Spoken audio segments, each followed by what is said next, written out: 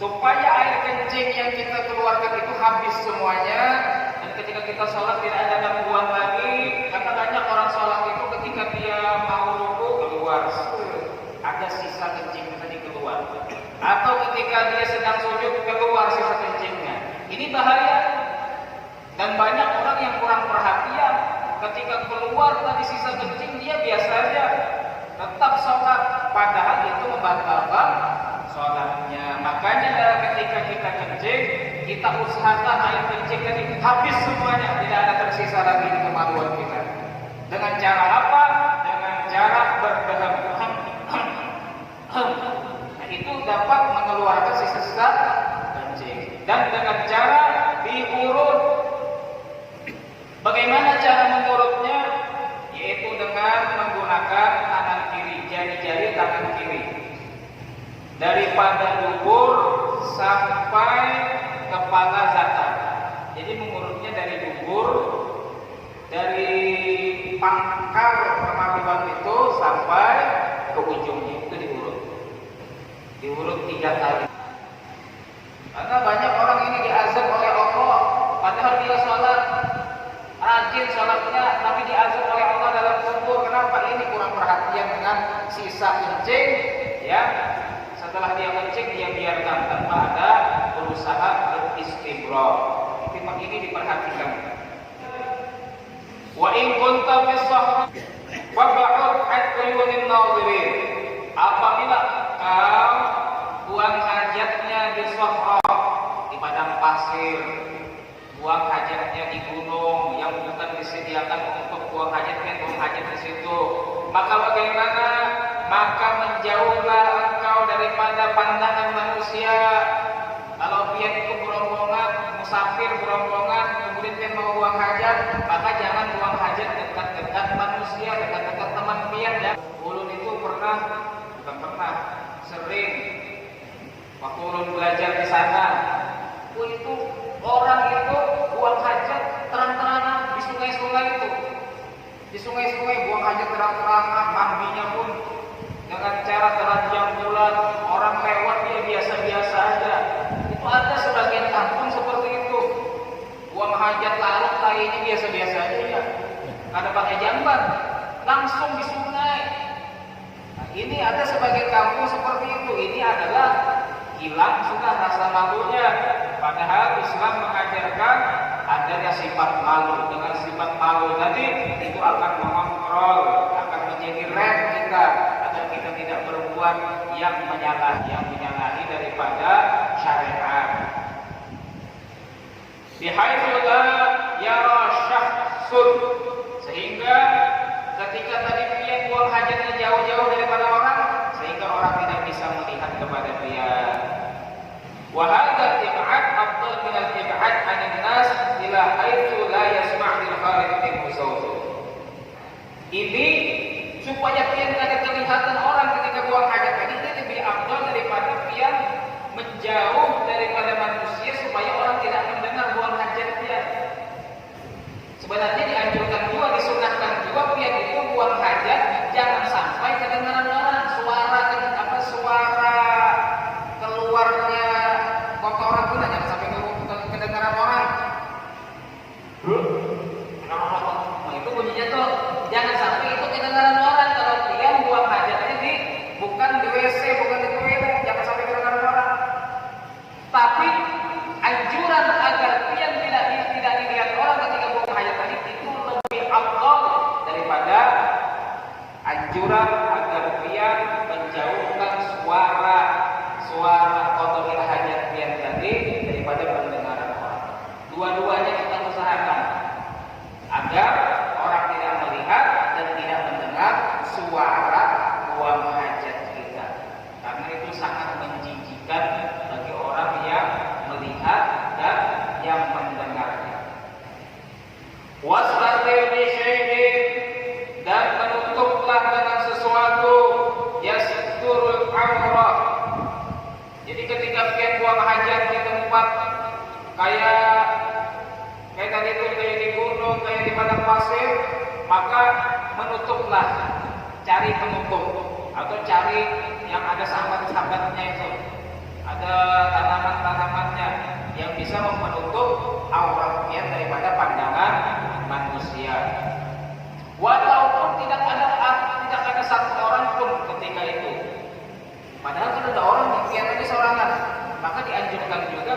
ditarik menutup, karena mungkin bisa jadi nanti ada orang lewat tanpa sepengetahuan dia yang dapat melihat dia sedang buang hajat. Wala takshif aurataka qabla intiha ila mawdi'il julus, dan janganlah engkau membuka auratmu sebelum engkau sudah duduk di tempat buang hajat. Jadi sunnahnya ketika dia membuang hajat itu jangan dibuka dulu celananya sebelum dia sudah jongkok di kloset. Kalau sudah jongkok baru dibuka. Kalau pakai gamis kan diangkat. Kalau pakai celana di melorotkan celananya. Itu kalau dia sudah jongkok. Ini baru masuk, baru nutup pintu langsung dilepas semuanya telanjang. Jadi anjurannya tadi, sunnahnya tadi, ketika dia sudah jongkok baru dia lepas. Wala tastaqbilis syamsa walal qamar, dan jangan menghadap kepada bulan dan jangan menghadap kepada matahari ketika pian kencing tadi. Kalau misalnya sudah ada tempatnya seperti ini, ada WC sudah, itu tidak ada masalah karena sudah ada tembok. Ini kalau pian kencing atau buang air besar di tempat yang terbuka, maka jangan sampai pian kencing atau buang air besar tadi di tempat menghadap kepada matahari atau menghadap kepada bulan. Menghadap kepada matahari ini bagaimana contohnya? Misalnya matahari tadi baru terbit, pian ini hidupnya misalnya di pinggir laut. Ketika matahari baru terbit, pian kencing menghadap matahari tadi. Itu yang dimaksud dengan kencing menghadap matahari. Ini hindari, jangan dilakukan seperti itu. Wala tasdaqbil qiblah, wala tastadbirha, dan jangan menghadap kiblat, jangan membelakangi kiblat. Jangan menghadap kiblat, jangan membelakangi kiblat. Maka cari arah lain selain daripada menghadap kiblat atau belakang kiblat. Maka lebih baik WC itu lebih baik. Nah, ini pasnya WC di sini. Kadang membelakangi kiblat, kadang menghadap kiblat. Apalagi sudah ada temboknya. Nah, ini tambah bagus lagi sudah. Jadi kalau pian bikin WC di rumah juga, kalau pian mau beradab kepada kiblat, jangan menghadap kiblat, jangan membelakangi kiblat. Termasuk itu kalau pian mau tidur itu jangan menginjak kiblat. Jadi ranjang itu jangan menginjak kiblat. Ranjang itu kepalanya di sana, kakinya di sana. Itu sudah diatur itu untuk kita bisa mengikuti sunnah Rasulullah Sallallahu Alaihi Wasallam.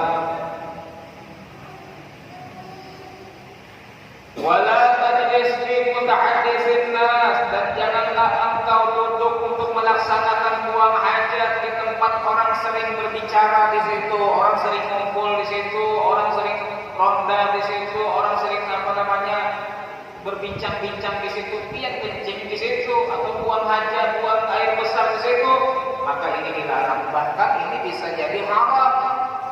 Apabila pian kencing di situ membuat orang ketika duduk di situ rasanya bau amis, kemudian atau pian buang air besar di situ, kotorannya tadi membuat orang bauan. Nah, ini bisa jadi zalim kepada orang lain dan pian mendapatkan dosa. Jadi kalau kencing, kalau misalnya kebelet banget, cari tempat yang aman yang sekiranya orang tidak terganggu dengan kotoran pian tadi. Jangan sampai orang terganggu dengan kencing pian itu. Dan usahakan kalau kencing itu jangan berdiri. Ini kalau sudah kebelet di pinggir jalan, nyari tiang-tiang atau nyari pohon-pohon, langsung kami bukan sabar setting kayak itu aja, langsung kami berdiri. Ibarat kada keistinja, langsung dibuat burungnya najis. Mbak tuh sembahyang, kada tahu najis ini. Jadi jangan qada'il hajat, buang hajat di tempat orang berbicara, di tempat orang berbincang-bincang, di tempat orang sering kumpul di situ. Wala tabul fil ma'ir raqid, dan janganlah engkau kencing di air yang menggenang. Air menggenang, airnya banyak, lebih dari 2 bulan, tapi menggenang, itu jangan kencing di situ. Kalau airnya mengalir, nah, ada masalah. Wa tahta syajaratil musmirah, dan di bawah pohon yang berbuah. Nah, ini yang rancang kami di bawah pohon. Jangan kencing di bawah pohon yang pohon tadi masih berbuah. Siyadatan lisamfatil waqi'ah 'ala talwis. Supaya apa?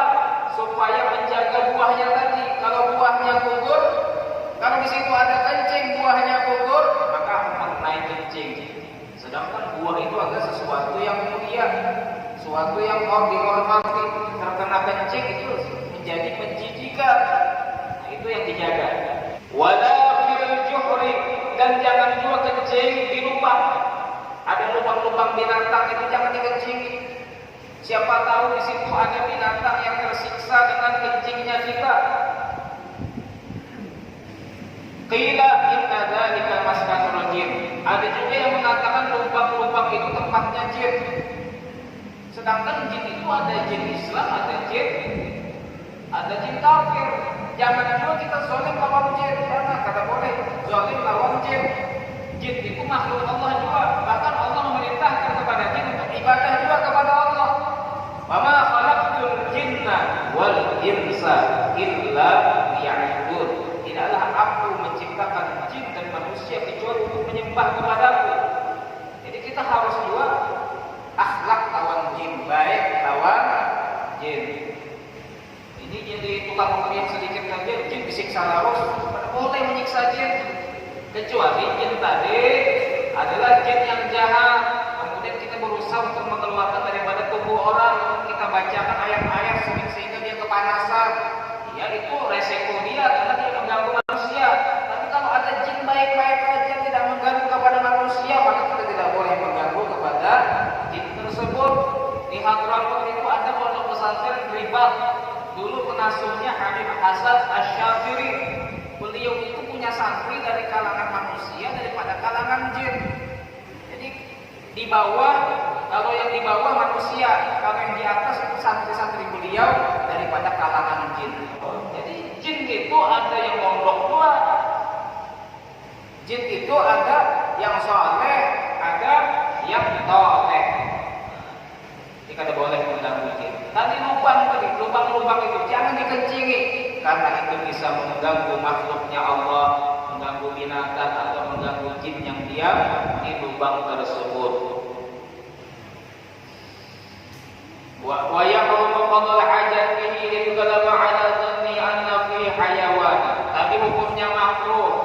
Tapi apabila yakin di dalam lubang tersebut ada hewan, maka diharamkan buang hajat di tempat tersebut. Kalau yakin ini ada semut di sana, lubang semut dikencingi, haram hukumnya. Semut itu makhluk Allah Subhanahu wa taala. Apa salahnya semut lawan kita? Apa salahnya dikencingi?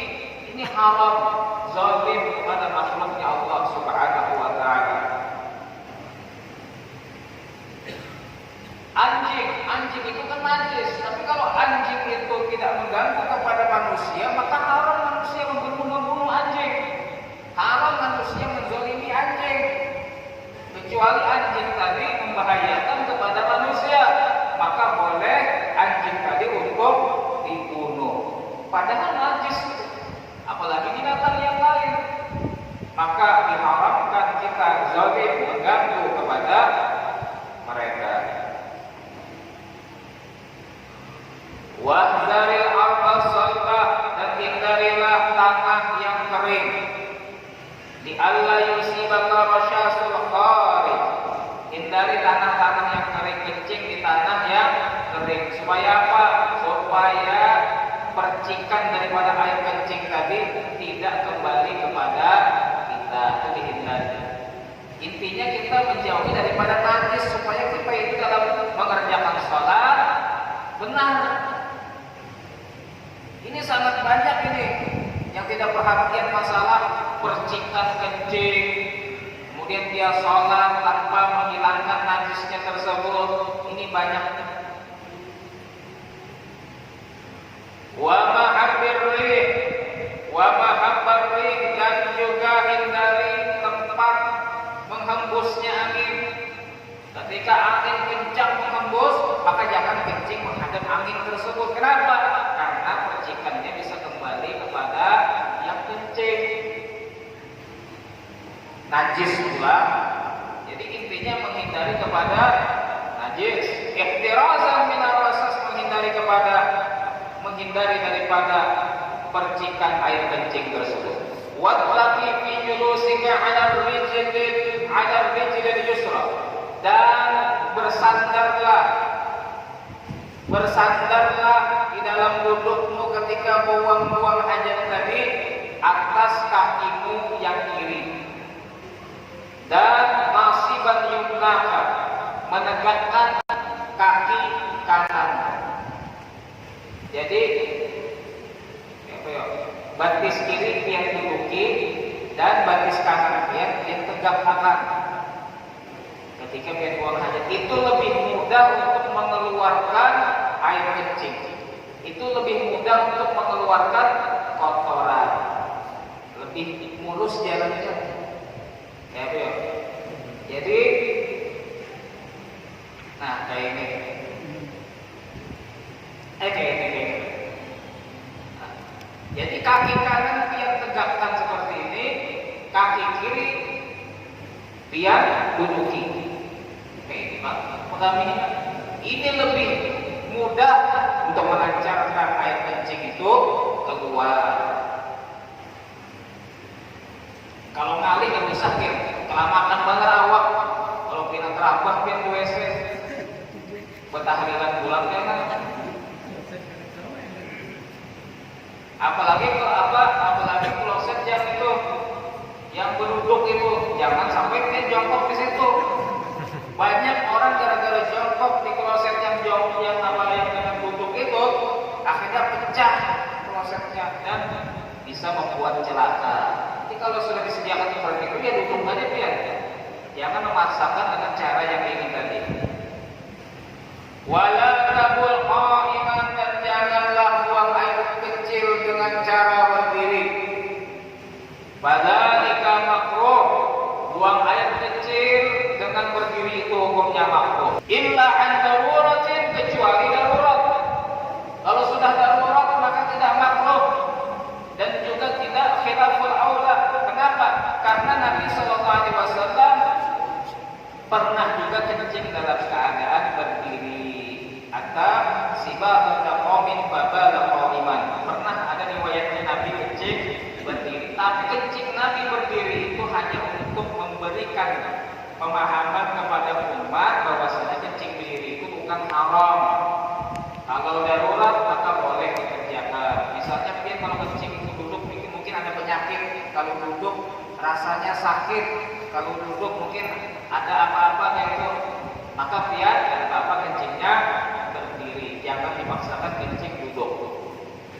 Anna Rasulullah sallallahu alaihi wasallam fa'ala dzalika limaratin mana'ahu min al-qurun. Ada riwayat, ada yang menjelaskan bahwasanya Rasulullah itu kencing berdiri ketika itu karena Rasulullah punya penyakit yang mana beliau tercegah daripada kencing dalam keadaan duduk. Ada alasannya beliau kencing berdiri. Wasani, dan pendapat yang kedua, annahu istashfa bidzalika min wajhi sulbi jariyan ala 'adatil haram. Ada lagi yang mengatakan ketika itu beliau ingin mencari kesembuhan dengan cara kencing berdiri tadi daripada sakit tulang. Ketika itu beliau sakit tulang, dengan kencing berdiri menurut adat Arab bahwasanya itu dapat menyembuhkan sakit tulang. Itu darurat